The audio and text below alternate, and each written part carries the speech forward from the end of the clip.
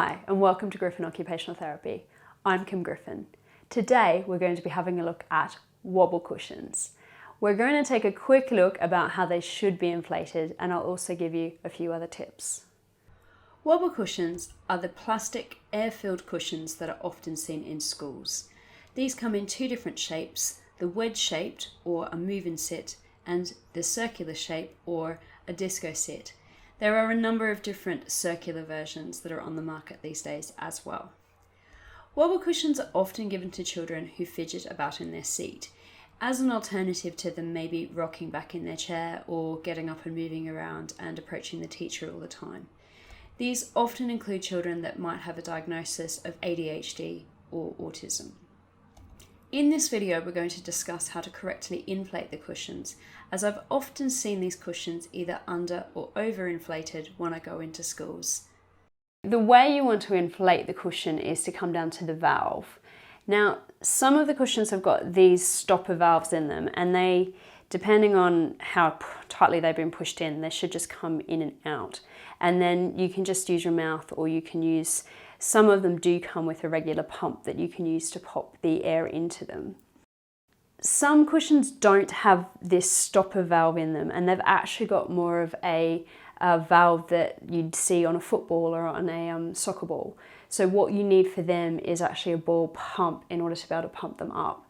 Sometimes they do come in the box with the cushion, but if they don't, you just need to find the correct pin to be able to put the air into the cushion. So this cushion has got very little air in it, and this is usually how they come in the box. You can tell that because it's sort of, it's flat here, and when you put your hands together, your hands will actually touch when you go sideways. So what will then happen when you put it down onto the chair is actually when the child sits on it, there's really no movement because they sit and the cushion collapses and touches the bottom of the chair. So when I sit down now, I'm just completely crushed the cushion and I don't really get any movement or any benefit from the cushion. So now I've put some air into this cushion. I've put enough air into it so that when I push it together, my hands don't touch, but so that it's not too inflated, which you'll see in the next video. So the idea is that when there's some pressure on this cushion, you get that bit of movement. So if I put this down on the chair, it still stays steady within itself, but there's some movement there. So if I now sit on this, instead of completely crushing down like I did when there was no air, I'm getting a bit of movement happening within the cushion. So this is designed effectively to help with attention because you're getting that movement from the cushion rather than the movement happening by maybe rocking your chair or standing up or moving about. So this cushion now, in my opinion, has got too much air in it. You can see if you look at it from the front, it's sort of bulging at the front, at the top, and also bulging at the bottom. So compared to before when we had no air and our hands touched, or when we had some air and there was a bit of sort of movement happening, now actually it's quite firm. And what happens when they're overinflated is down on the chair, the cushion itself starts to move about and wobble about like that on the chair, and that creates a really unstable surface. So when you sit on it, you're actually sitting on this really unstable surface, which I'm having to work really hard to actually stay sitting on, and that's going to actually detract from the child's attention and potentially make them fall out of their chair. So what you're aiming to do is sort of get that middle amount of air like we had in the middle video. So I'm just going to run through the inflation with the move and sit cushion, which is the triangular sort of wedge cushion rather than the circle cushion. So this is again sort of how they come in the box. They come in with no air, and again if I push my hands together, there's no movement there at all. And this is what happens sometimes. I will see the cushions on a chair like this with no valve in. So there's no value in actually the child sitting on this cushion. They may as well just be sitting on a piece of plastic. So I've now put some air into the cushion, and like with the disc cushion, so the circular one, when I push my hands together, there's some movement within it, but I'm not getting a bulge. And what that means when I put it down onto the chair is that the cushion itself is stable on the chair, but there's some movement within the cushion. So when I sit down on it, there is some movement there for within the cushion, but the cushion itself is not completely rocking from side to side. The movement's sort of happening within the cushion and the air is letting me sort of move around on top of it. So if we have now a look at this cushion, which I have deliberately overinflated, you will see that it's sort of bulging on both sides.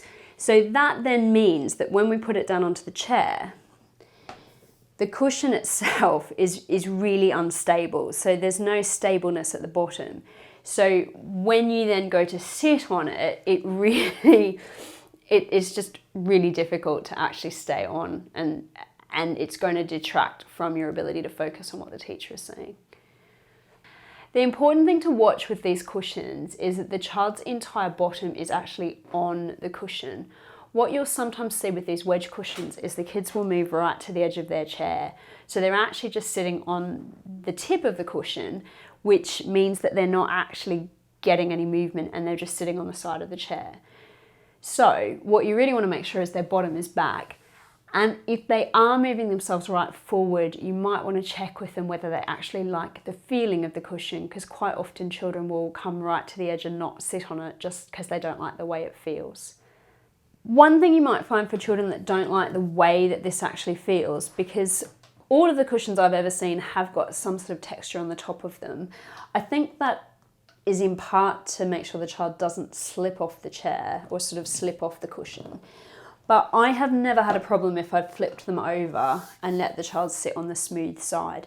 So sometimes for the children that don't like the feel of the textured bit, if you flip the cushion over, they're much happier with the feel of the smooth side of the cushion.